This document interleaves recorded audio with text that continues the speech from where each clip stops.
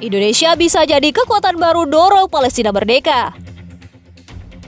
Mantan Ketua Umum Komisi 1 DPR RI 2010-2016 Mahfud Siddiq mengatakan, Indonesia saat ini bisa mengambil peran lebih sebagai kekuatan baru untuk mendorong kemerdekaan Palestina sebagai negara merdeka di tengah melemahnya kekuatan kawasan Timur Tengah, yakni dengan mendorong proses konsolidasi dan rekonsiliasi dua kekuatan politik utama di Palestina, yakni Fatah dengan Organisasi Pembebasan Palestina atau PLO-nya di tepi barat dan Hamas di Gaza. Kalau kita ingin mempercepat kemerdekaan Palestina, maka kita harus mendorong rekonsiliasi dan konsolidasi kekuatan politik di Palestina untuk bersatu. Indonesia mampu mengambil posisi itu, kata Mahfuz dalam diskusi akankah Palestina segera merdeka yang diselenggarakan oleh Al-Quds Volunteer Indonesia Senin 17 Mei 2021 malam. Menurut Mahfuz Siddiq, kekuatan kawasan yang selama ini didominasi Liga Arab, kemudian juga Iran dan Turki sedang melemah, sehingga perhatian dan dukungan terhadap Palestina berkurang, termasuk soal pendanaan. Beberapa negara-negara yang tergabung di Liga Arab banyak terlibat konflik politik dan perang di kawasan, sedangkan Iran masih dianggap musuh oleh sebagian negara Arab karena paham Syiahnya.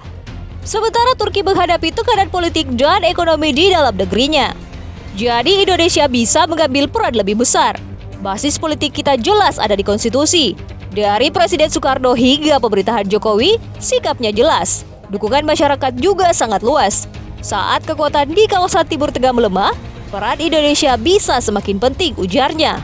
Sekretaris Jenderal Partai Gelombang Rakyat Indonesia ini berharap pemerintahan Jokowi wujudkan kemauan politik untuk mengambil peran lebih besar dalam mendorong kemerdekaan Palestina, meskipun jalannya tidak mudah. Indonesia bisa menjadi kekuatan baru yang bisa menyatukan politik pemerintahan di Palestina dan masyarakatnya. Kita sudah punya pengalaman merdeka. Indonesia juga bisa menggalang dukungan 138 negara yang sudah mengakui negara Palestina melalui jalur diplomasi internasional, lanjut Mahfuz Siddiq. Persoalan mendasar saat ini di Palestina masih terjadinya pembelahan. Tidak hanya soal wilayahnya yang terbelah antara tepi barat dan Gaza, tapi juga menyangkut soal pemerintahan otoritas Palestina yang terbelah. Dua kekuatan politik di Palestina antara PLO Fatah dan Hamas diharapkan bisa bersatu kembali untuk membentuk pemerintahan Palestina merdeka yang kokoh. Palestina harus mampu melewati itu sebagai prasyarat dasar menuju kemerdekaan yang berdaulat, tutup Mahfuz Siddiq.